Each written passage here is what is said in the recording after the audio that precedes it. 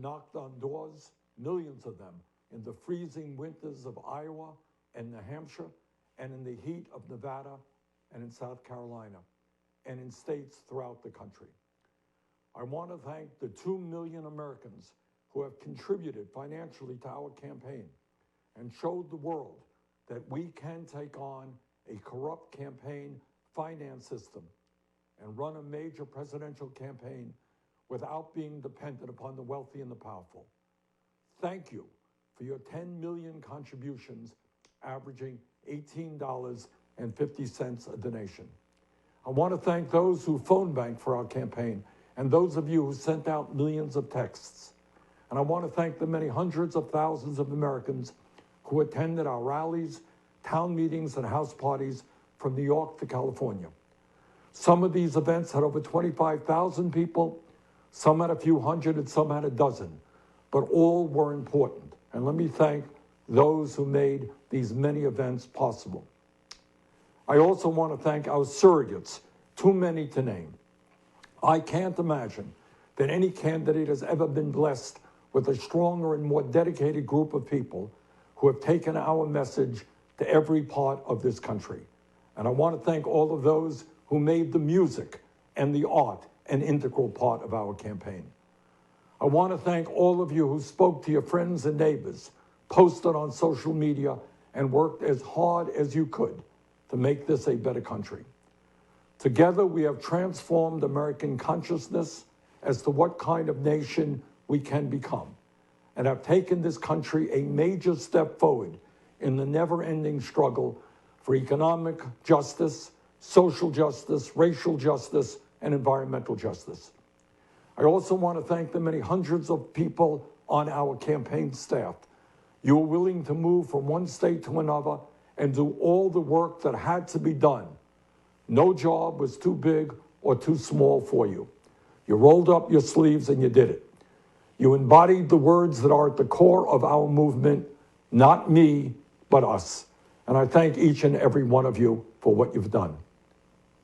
As many of you will recall, Nelson Mandela, one of the great freedom fighters in modern world history, famously said, and I quote, "It always seems impossible until it is done," end quote. And what he meant by that is that the greatest obstacle to real social change has everything to do with the power of the corporate and political establishment to limit our vision as to what is possible and what we are entitled to as human beings. If we don't believe that we are entitled to health care as a human right, we will never achieve universal health care. If we don't believe that we are entitled to decent wages and working conditions, millions of us will continue to live in poverty. If we don't believe that we are entitled to all of the education we require to fulfill our dreams, many of us will leave school saddled with huge debt or never get the education we need. If we don't believe that we are entitled to live in a world that has a clean environment and is not ravaged by climate change, we will continue to see more drought, floods, rising sea levels, and increasingly uninhabitable planet. If we don't believe that we are entitled to live in a world of justice, democracy, and fairness without racism, sexism, homophobia, xenophobia, or religious bigotry, we will continue to have massive income and wealth inequality, prejudice and hatred, mass incarceration, terrified immigrants, and hundreds of thousands of Americans sleeping out on the streets in the richest country on earth. And focusing on that new vision for America is what our campaign has been about and what, in fact, we have accomplished. Few would deny that over the course of the past 5 years, our movement has won the ideological struggle. In so-called red states and blue states and purple states, a majority of the American people now understand that we must raise the minimum wage to at least $15 an hour, that we must guarantee health care as a right to all of our people, that we must transform our energy system away from fossil fuel, and that higher education must be available to all, regardless of income. It was not long ago that people considered these ideas radical and fringe. Today, they are mainstream ideas, and many of them are already being implemented in cities and states across the country. That is what we have accomplished together. In terms of healthcare, even before this horrific pandemic we are now experiencing, more and more Americans understood that we must move to a Medicare for All single-payer program. During the primary elections, exit polls showed in state after state a strong majority of Democratic primary voters supported a single government health insurance program to replace private insurance. That was true even in states where our campaign did not prevail. And let me just say this, in terms of healthcare, this current horrific crisis that we are now in has exposed for all to see how absurd our current employer-based health insurance system is. The current economic downturn we are experiencing has not only led to a massive loss of jobs, but has also resulted in millions of Americans losing their health insurance. While Americans have been told over and over again how wonderful our employer-based private insurance system is, those claims sound very hollow today as a growing number of unemployed workers struggle with how they can afford to go to the doctor or not go bankrupt with a huge hospital bill. We have always believed that healthcare must be considered as a human right, not an employee benefit, and we are right. Please also appreciate that not only are we winning the struggle ideologically, we are also winning it generationally. The future of our country rests with young people. And in state after state, whether we won or whether we lost, the Democratic primaries or caucuses, we received a significant majority of the votes, sometimes an overwhelming majority, from people not only 30 years of age or under, but 50 years of age or younger. In other words, the future of this country is with our ideas. As we are all painfully aware, we now face an unprecedented crisis. Not only are we dealing with a coronavirus pandemic, which is taking the lives of many thousands of our people, we are also dealing with an economic meltdown that has resulted in the loss of millions of jobs. Today, families all across our country face financial hardship unimaginable only a few months ago. And because of the unacceptable levels of income and wealth inequality in our economy, many of our friends and neighbors have little or no savings and are desperately trying to pay their rent or their mortgage or even put food on the table.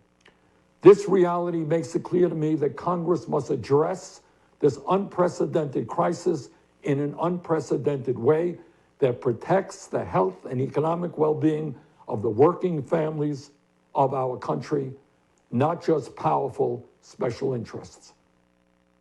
As a member of the Democratic leadership in the United States Senate, and as a senator from the state of Vermont, this is something that I intend to intensely be involved in over the next number of months, and that will require an enormous amount of work.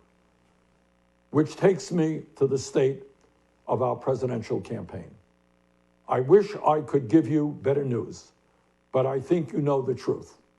And that is that we are now some 300 delegates behind Vice President Biden, and the path toward victory is virtually impossible. So while we are winning the ideological battle, and while we are winning the support of so many young people and working people throughout the country, I have concluded that this battle for the Democratic nomination will not be successful. And so today, I am announcing the suspension of my campaign. Please know that I do not make this decision lightly. In fact, it has been a very difficult and painful decision. Over the past few weeks, Jane and I, in consultation with top staff and many of our prominent supporters, have made an honest assessment of the prospects for victory. If I believed we had a feasible path to the nomination, I would certainly continue the campaign, but it's just not there. I know that there may be some in our movement who disagree with this decision, who would like us to fight on to the last ballot cast at the Democratic Convention. I understand that position. But as I see the crisis gripping the nation, exacerbated by a president unwilling or unable to provide any kind of credible leadership, and the work that needs to be done to protect people in this most desperate hour, I cannot, in good conscience, continue to mount a campaign that cannot win and which would interfere with the important work required of all of us in this difficult hour. But let me say this very emphatically. As you all know, we have never been just a campaign. We are a grassroots, multiracial, multi-generational movement which has always believed that real change never comes from the top on down, but always from the bottom on up.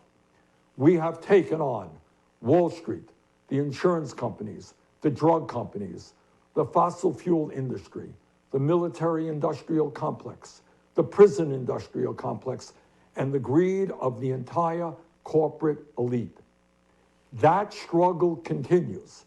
While this campaign is coming to an end, our movement is not. Dr. Martin Luther King Jr. reminded us that, quote, "The arc of the moral universe is long, but it bends toward justice," end quote. The fight for justice is what our campaign has been about. The fight for justice is what our movement remains about. Today, I congratulate Joe Biden, a very decent man, who I will work with to move our progressive ideas forward. On a practical note, let me also say this. I will stay on the ballot in all remaining states and continue to gather delegates. While Vice President Biden will be the nominee, we must continue working to assemble as many delegates as possible at the Democratic Convention, where we will be able to exert significant influence over the party platform and other functions. Then together, standing united, we will go forward to defeat Donald Trump, the most dangerous president in modern American history. And we will fight to elect strong progressives at every level of government, from Congress to the school board. As I hope all of you know, this race has never been about me. I ran for the presidency because I believed that as a president, I could accelerate and institutionalize the progressive changes that we are all building together. And if we keep organizing and fighting, I have no doubt but that is exactly what will happen. While the path may be slower now, we will change this nation, and with like-minded friends around the globe, change the entire world. On a very personal note, speaking for Jane, myself, and our entire family, we will always carry in our hearts the memory of the extraordinary people we have met across this country. We often hear about the beauty of America, and this country is incredibly beautiful. But to me, the beauty I will remember most is in the faces of the people we have met from one corner of this nation to the other. The compassion, love, and decency I have seen in them makes me so hopeful for our future. It also makes me more determined than ever to work to create a nation that reflects those values and lifts up all of our people. Please stay in this fight with me. Let us go forward together. The struggle continues. Thank you all very much.